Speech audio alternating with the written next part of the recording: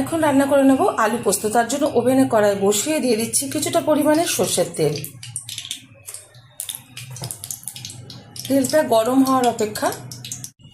তেলটা গরম হয়ে গেছে, তেলের মধ্যে দিয়ে দিচ্ছি একটা শুকনো লঙ্কা, কিছুটা কালো জিরে ফোড়ন। ভালোভাবে ভেজে নেব। দিয়ে দিচ্ছি টুকরো করে রাখা আলু, ভালো করে দিয়ে পরিষ্কার করে নিয়েছি।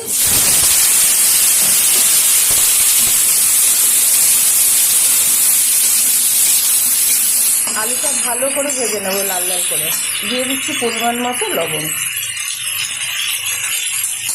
এখানে কিন্তু কোনো হলুদ ব্যবহার করবো না, হলুদ ছাড়াই কিন্তু আলু পোস্তটা আজকে রান্না করে নেব। আলুটা কিন্তু লাল লাল করে ভেজে নিয়েছি। এই যে এখন দিয়ে দেবো সামান্য পরিমাণে একটু চিনি। চিনি দিলে বেশি ভালো লাগে, যাদের অপছন্দ তারা ব্যবহার করবেন না মিষ্টিটা। দিয়ে দিচ্ছি পেস্ট করে রাখা দুটো কাঁচা লঙ্কা আর পোস্ত। এখানে আপনারা শুকনো লঙ্কা আর পোস্ত, আমি শুকনো লঙ্কা ব্যবহার করেছি, আপনারা এখানে কাঁচা লঙ্কা ব্যবহার করতে পারেন। দুটো শুকনো লঙ্কা দিয়ে পোস্তটা ভালোভাবে জল দিয়ে পেস্ট করে নিয়েছি। এবার একটু কষিয়ে নেব,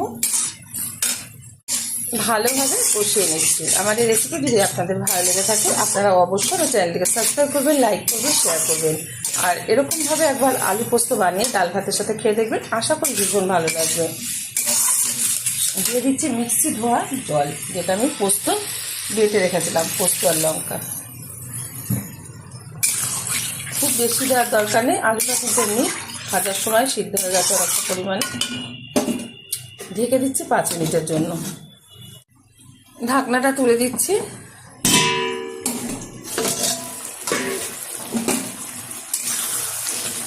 খুব সুন্দরভাবে কিন্তু আলুগুলো সিদ্ধ হয়ে গেছে। এখন এই অবস্থাতে আমি নামিয়ে নেব। তার আগে দিয়ে দিচ্ছি একটু সর্ষের তেল, এতে কিন্তু স্বাদটা ভীষণ ভালো আসবে।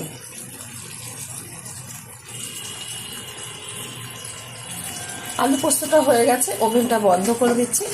গরম গরম ভাতের সাথে এরকম আলু পোস্ত আজকে সার্ভ করব, সাথে থাকবে একটু ডাল। অবশ্যই আপনারা ট্রাই করবেন।